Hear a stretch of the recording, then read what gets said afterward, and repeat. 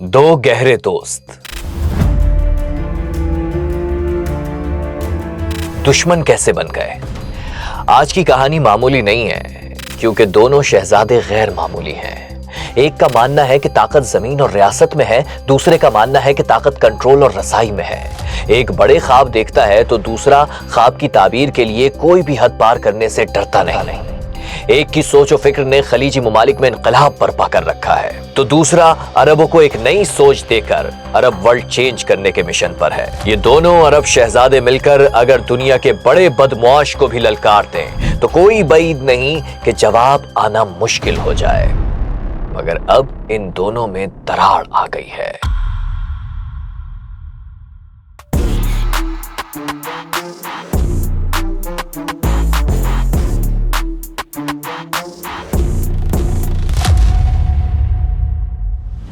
दुनिया की इकोनॉमी को एक झटके में हिलाने की ताकत रखने वाले, जंगल बयाबान को चंद सालों में इमारतों का जाल बना देने वाले, यूएई और सऊदी अरब को दुनिया की बड़ी मुआशी ताकत बनाने वाले, दुनिया भर का सरमाया अपने मुल्कों में इकट्ठा करने वाले, इकोनॉमी कॉरिडोर पर कंट्रोल संभालने की ख्वाहिश रखने वाले, अरब दुनिया पर बिछाए जाने वाले जाल तोड़ने और नई चालों के जाल बुनने वाले, ये कोई और नहीं, एक है सऊदी वली अहद मोहम्मद बिन सलमान और दूसरे यूएई के सदर मोहम्मद बिन जायद।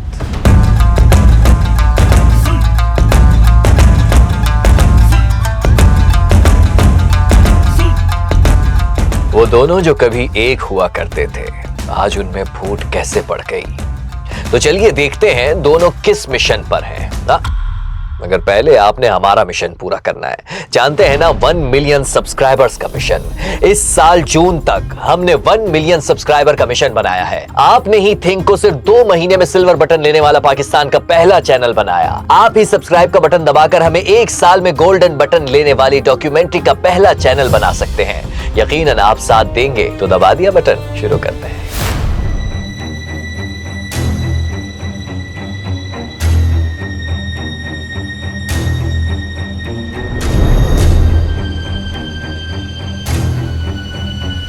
माजी में ये दो सोचे, दो ताकतें, दो शहजादे यूं थे।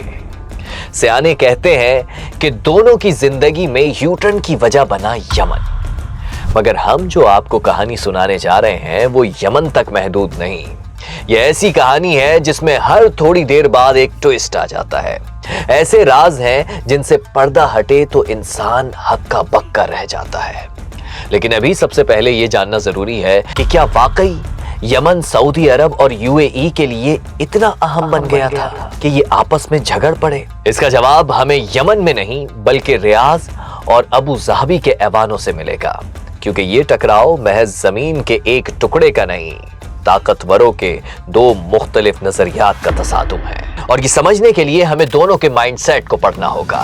तो भाई कहानी कुछ यूं है कि MBZ को तो MBS का मेंटोर और सरपरस्त माना जाता था। MBS जो कि एक खुशनसीब सऊदी शहजादे हैं, हालात और तकदीर उन्हें गैर मुतवक्के तौर पर तख्त तक ले आए। उनके वालिद मौजूदा सऊदी शाह सलमान सऊदी सल्तनत के बानी शाह अब्दुल अजीज बिन सऊद के 25वें बेटे थे। उनकी तो शायद बारी ही ना आती, मगर शाह सलमान ने माशाअल्लाह तवील उम्र पाई और उनके कई भाई बीमारियों के बाइस जल्द इंतकाल भी कर गए। तो यूं वो बादशाह बन गए। और इधर शहजादा मोहम्मद बिन सलमान अपने वालिद की छठी औलाद हैं।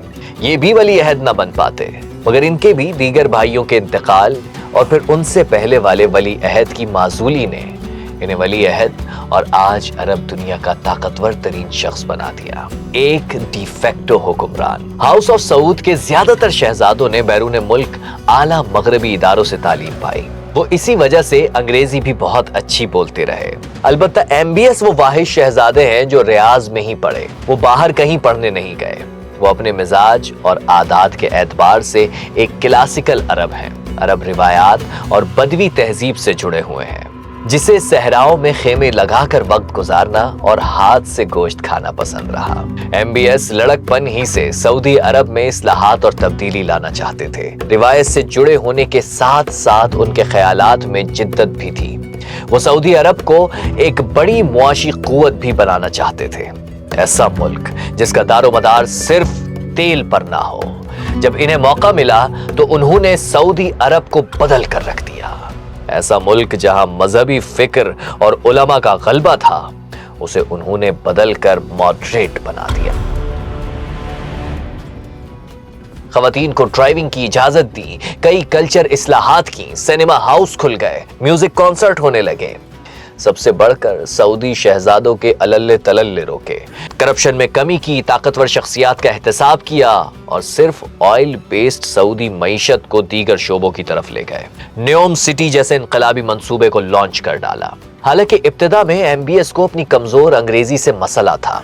आलमी सतह पर उन्हें कोई जानता नहीं था, वो काफी शाय भी थे। ऐसे में एंट्री होती है यूएई के क्राउन प्रिंस मोहम्मद बिन जायद अल नाहयान की, जिन्होंने एमबीएस को सपोर्ट किया, उनकी भरपूर हौसला अफजाई की और अमेरिका समेत कई अहम मगरिबी मुमालिक में उनके लिए बाकायदा लॉबिंग की।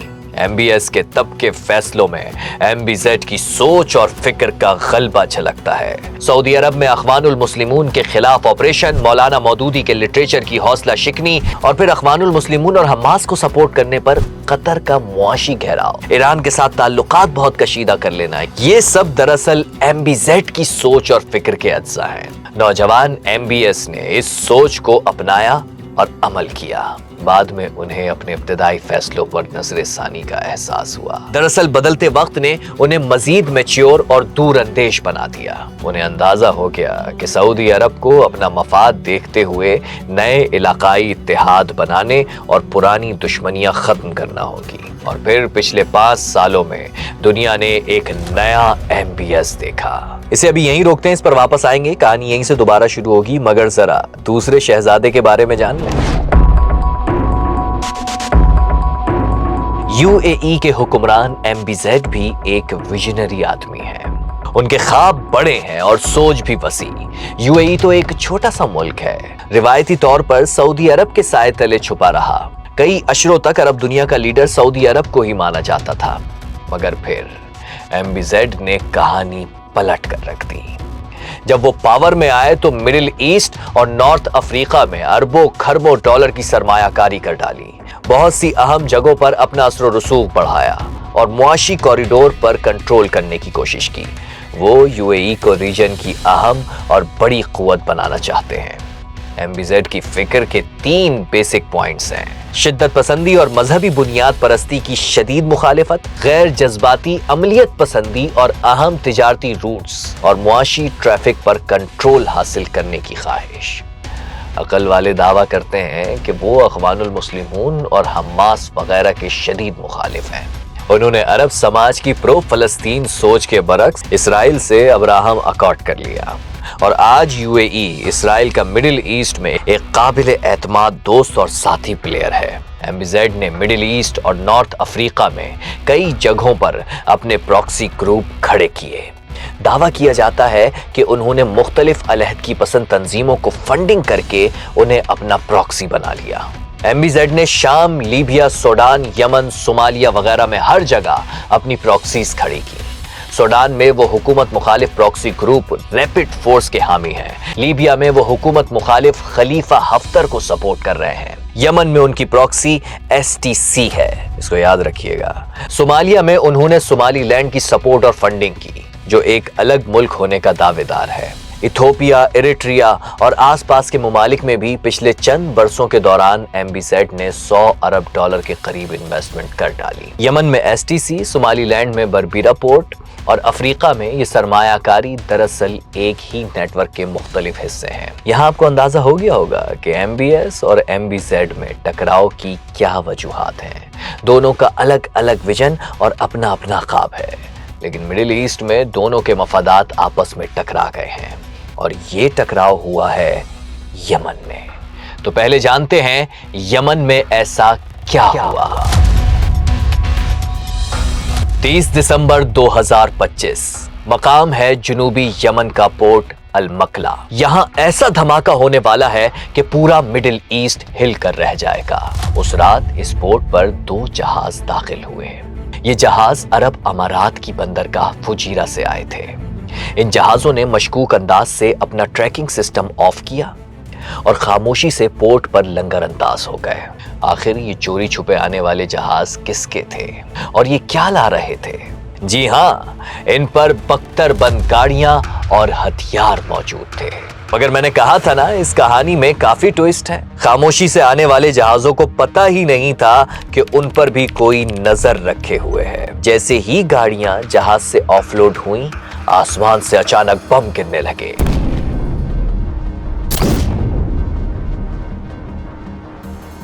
जी हां, फजाई बमबारी करके इन गाड़ियों और असलहे को तबाह कर दिया गया।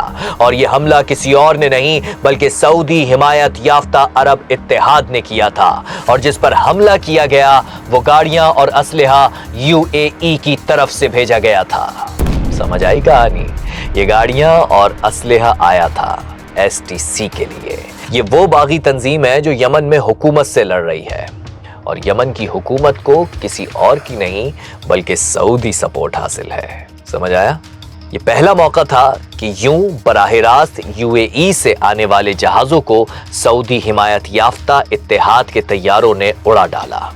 सिर्फ यही नहीं बल्कि यूएई को 24 घंटों का अल्टीमेटम भी दे दिया कि वो फौरी तौर पर अपने दस्ते यमन से निकाल लें। अहम बात यह है कि ये खबर मीडिया को लीक नहीं हुई, किसी गुमनाम जराए से भी नहीं चलवाई गई, बल्कि ऑफिशियली तौर पर सऊदी मीडिया से इस हमले और गाड़ियां तबाह करने की खबर ब्रेक करवाई गई। सऊदी अरब ने इसके बाद ही वाज़ेह कर दिया कि वो अपने बॉर्डर के साथ यमनी इलाकों से कोई डिस्टरबेंस नहीं देखना चाहता और ये उसकी रेड लाइंस हैं।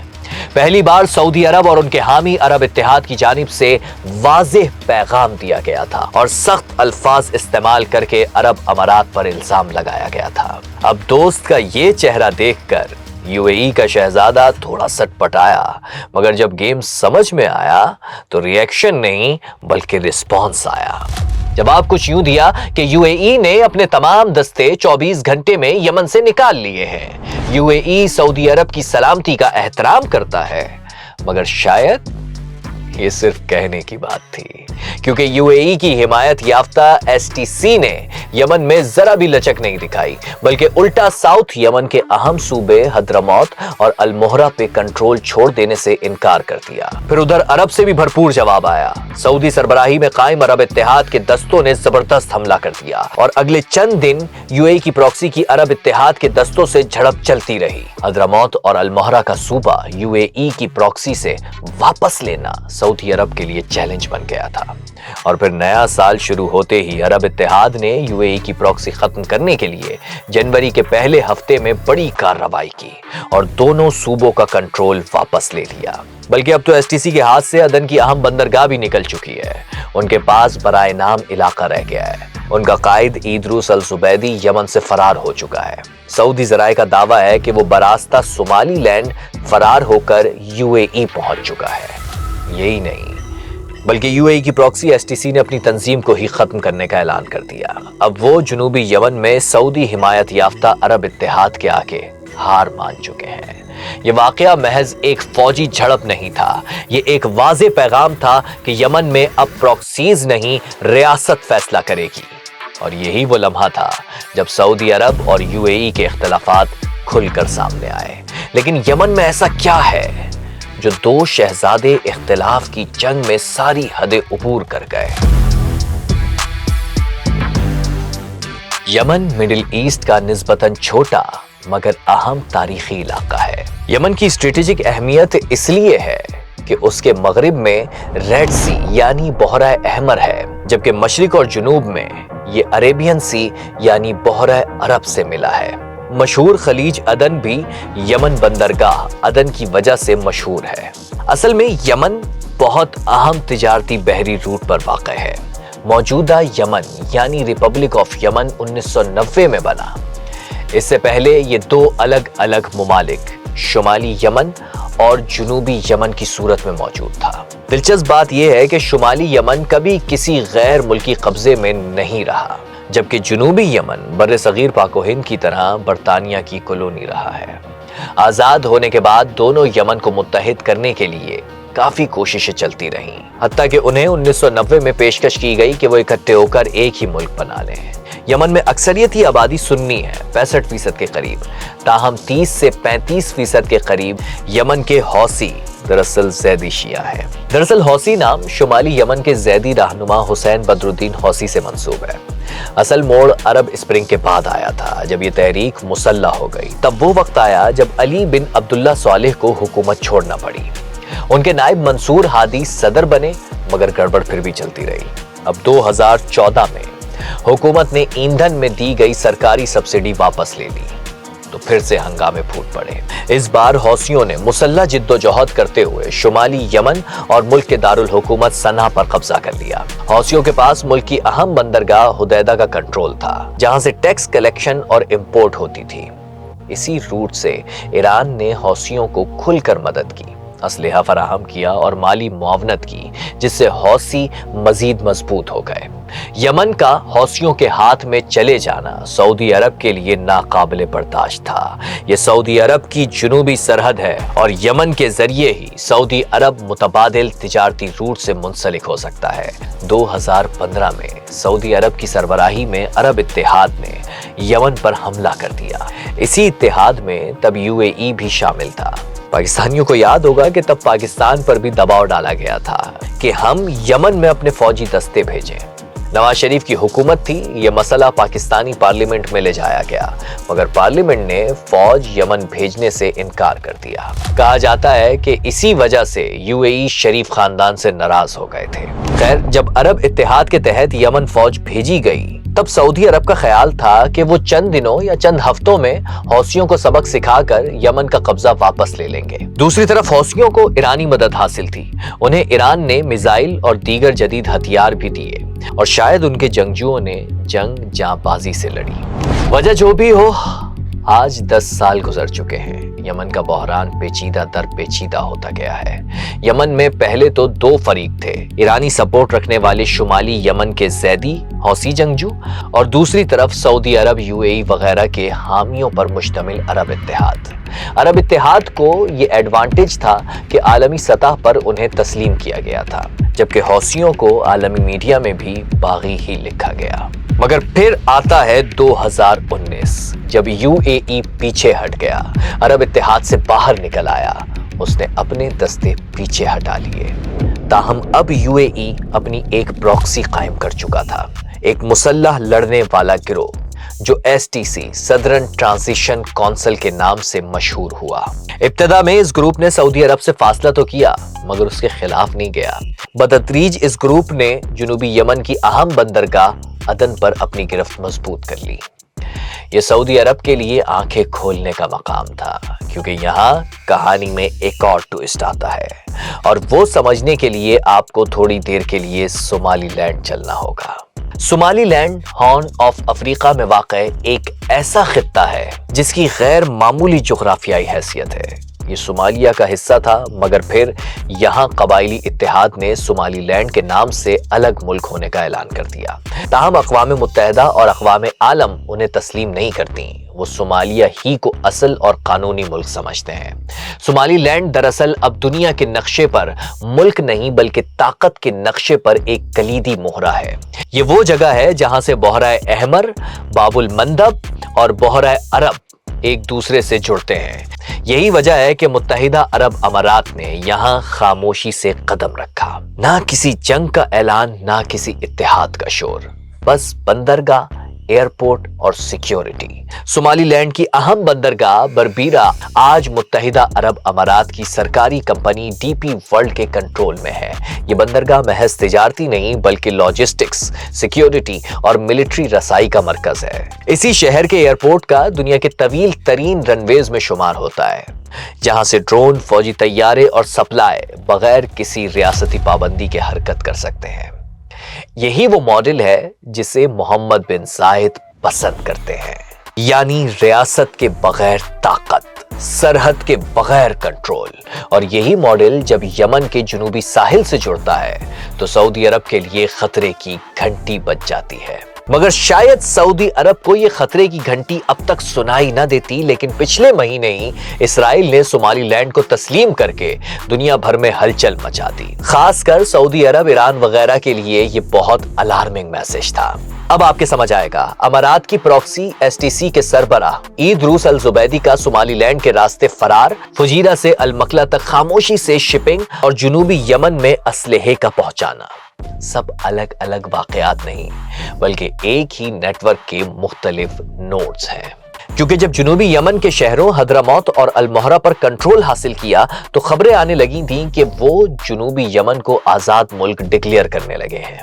आलमी मीडिया इस पर सरगोशियां करने लगा कि इसराइल सोमालीलैंड की तरह जुनूबी यमन को भी अलग मुल्क तस्लीम कर लेगा। इससे भी ज्यादा खतरनाक बात यह थी कि एसटीसी ने साफ कह दिया था, हम आजाद होते ही अब्राहम अकॉर्ड का हिस्सा बन जाएंगे, यानी इसराइली इत्तेहादी होंगे। इसका ये मतलब था कि सऊदी अरब की जुनूबी सरहद में इसराइल बाकायदा अड्डे बनाकर बैठ सकता था। अगर ऐसा होता तो सऊदी अरब बुरी तरह घिर जाता, क्योंकि सऊदी अरब के परली तरफ खुद अरब अमारात वाक़ है, जहां पहले ही इसराइली अस्र रसूख और नेटवर्क बहुत ज्यादा बढ़ चुका है। यही वो फैक्टर्स थे जिनकी बिना पर सऊदी अरब ने इंतहाई कदम उठाने का फैसला कर लिया। उन्होंने जुनूबी यमन में यूएई की प्रॉक्सी से इलाके छीन लिए, उसे बहुत कमजोर कर दिया, इस काबिल नहीं छोड़ा कि वो जुनूबी यमन को आजाद मुल्क डिक्लेयर कर सके। अब जुनूबी यमन सऊदी कंट्रोल में आ चुका, मगर सवाल यह है कि यमन में अपनी प्रॉक्सी एसटीसी की शिकस्त यूएई को काबिल कबूल होगी? मुस्तकबिल करीब में तो सऊदी अरब और यूएई बराह रास्त जंग में नहीं जाएंगे, लेकिन ये भी हकीकत है कि ये इख्तिलाफ खत्म नहीं होगा। ये एक कोल्ड वॉर है, यमन में, अफ्रीका में, सूडान और लीबिया में, हत्ता के वॉशिंगटन के पावर कॉरिडोर में। ये जंग मैदानों में कम, नेटवर्क्स में ज्यादा लड़ी जाती है। तभी एमबीएस का मानना है कि ताकत जमीन और रियासत में है, और एमबीजी का यकीन है कि ताकत कंट्रोल और रसाई में है। इन दो शहजादों के यही दो नजरियात आमने सामने आ गए। शायद यही वजह है कि आज यमन में जो कुछ हो रहा है वो महज एक जंग नहीं, ये खलीज के मुस्तकबिल की रिहर्सल है, जहां फैसला होना है कि मिडिल ईस्ट में रियासत जीतेगी या नेटवर्क।